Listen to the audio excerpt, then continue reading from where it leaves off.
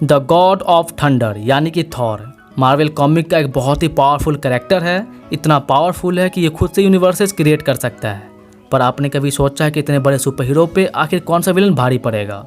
तो for your information मैं बता दूं कि उस विलन का नाम गॉड द गॉड बूचर है, जिससे सारे गॉड डरते हैं। यहाँ तक कि उसके खौफ से खुद ओडिन भी थॉर से प्रे करने लगे थे। तो आज के इस वीडियो में हम लोग इन्हीं दो कैरेक्टर के ऊपर बैटल कंपैरिजन करने वाले हैं और मैं इस वीडियो में एमसीयू वाले थॉर को इंक्लूड करूंगा, जिसके पास न ही ओडिन फोर्स है और न ही रून मैजिक का पावर है। तो फिर क्या थॉर बिना इन चीज़ों के भी गॉड दी फकिंग गॉड बूचर को हरा सकता है या फिर नहीं, उसे ही आज के इस वीडियो में हम लोग जानेंगे। तो चलिए बिना टाइम वेस्ट किए सीधे टॉपिक पे बात करते हैं। तो सबसे पहले गॉड दी गॉड बूचर बनाए कैसे उसे जान लेते हैं, क्योंकि जब तक आप गॉड का कॉमिक ओरिजिन नहीं जानोगे तब तक आप उसके पावर का अंदाज़ा नहीं लगा सकते। तो गॉड एक आम एलियन था जो किसी अननोन प्लैनेट पे रहता था, जिस प्लैनेट पे भूखमरी जानलेवा बीमारियां आम थी और इन्हीं सब वजह से उनके माता पिता मर जाते हैं। जिसके बाद गॉड का गॉड पर से धीरे धीरे करके विश्वास डगमगाने लगा था। और जब एक दिन उसके बीवी बच्चे भी भूख और बीमारी से मर जाते हैं तो फिर वो प्योर नास्तिक बन जाता है और गॉड को बुरा भला कहने लगता है, जिस वजह से उसके कबीले वाले उसे निकाल देते हैं। क्योंकि उनके कबीले वालों का मानना होता है कि अगर वो लोग गॉड को बुरा भला कहेंगे तो कोई भी गॉड उनकी कभी भी मदद नहीं करेंगे। तो कबीले वाले गॉड को निकाल देते हैं, जिसके बाद गॉड बुरी हालत में इधर उधर भटकने लगता है। और इसी भटकने के बीच उसके सामने दो गॉड लड़ते हुए गिरते हैं। एक ब्लैक कलर का होता है और एक गोल्डन कलर का होता है। और गॉड को नीचे गिरता देख गॉड को इस बात पर यकीन हो जाता है कि गॉड तो एग्जिस्ट करते हैं पर वो किसी की भी मदद नहीं करते। जिसके बाद गॉड गुस्से में आकर ब्लैक गॉड का वेपन का एक छोटा टुकड़ा उठाकर गोल्डन कलर वाले गॉड को मार देता है। और वो ब्लैक टुकड़ा एक्चुअली नेक्रो स्वॉर्ड होता है। जिसके बाद गॉड द गॉड बूचर का जर्नी स्टार्ट हुआ। और इसके बाद वो जिस जिस गॉड को मारता था वो उसके पावर और वेपन को ऑब्जर्व कर लेता था। और इसी जर्नी में उसने बहुत सारे गॉड को स्लेव भी बनाया, मतलब उसे गुलामों की तरह यूज करता था। और इवन पूरे गॉड के सिटी को भी वो डिस्ट्रॉय कर चुका है। और गॉड द गॉड बूचर इतना पावरफुल है कि 3 थॉर मिलकर भी उस अकेले गॉड को हरा नहीं सके थे। एक कॉमिक बुक स्टोरी लाइन में जब तीनों थॉर गॉड को सन की तरफ फेंक देते हैं तो गॉड पूरे सन को ही ब्लैक करके डिस्ट्रॉय कर देता है।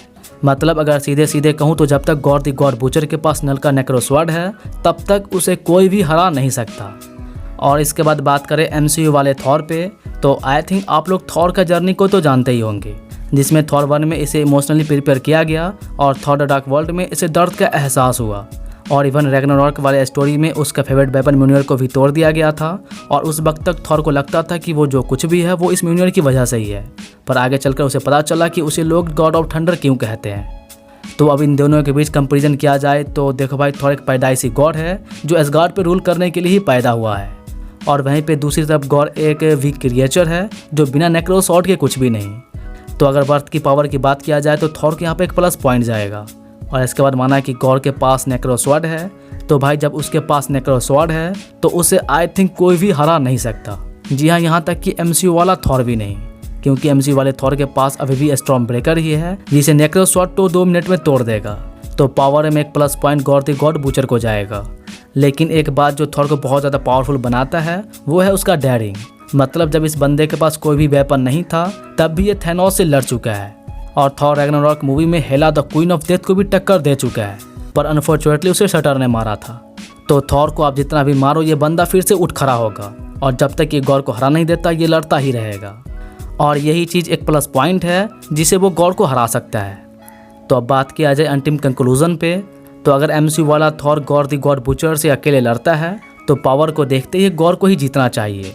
लेकिन जैसा कि एमसीयू के सारे मूवी में होता आया है कि हीरो ही हमेशा जीतता है, तो एट द एंड में थॉर ही विनर होगा, क्योंकि उसे कभी ना हार मानने वाला चीज़ ही उसे जिता कर देगा। पर यकीन मानिए गॉड को ऐसे ही गॉड बूचर का टाइटल नहीं मिला।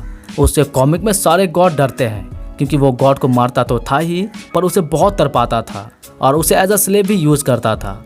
और even God bomb story line में प्रेजेंट टाइमलाइन के थॉर ने गॉड से उसका द ब्लैक नेक्रो स्वॉर्ड छीनने के बाद ही उसे हराया था।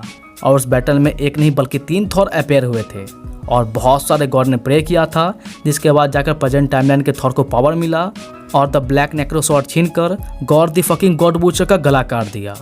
तो इस टाइप से गॉड का अंत हुआ था। पर एमसीयू वाला थॉर अभी बहुत ज़्यादा ही वीक है, जो बिना अपग्रेड हुए गॉड को हरा नहीं सकता। वैसे अगर थॉर का ultimate version the ruin king Thor और ओल्ड थॉर आ जाए, जिसके पास नेक्रो स्वॉर्ड का पावर है, तो वो आराम से गॉड को हरा देगा। पर अगेन मैं कह रहा हूँ कि यह चीज़ एमसीयू वाले थॉर के पास नहीं है और गॉड को हराना उसके बस में भी नहीं है। पर फिर भी देखते हैं कि Thor love and thunder movie की एंड में क्या होता है।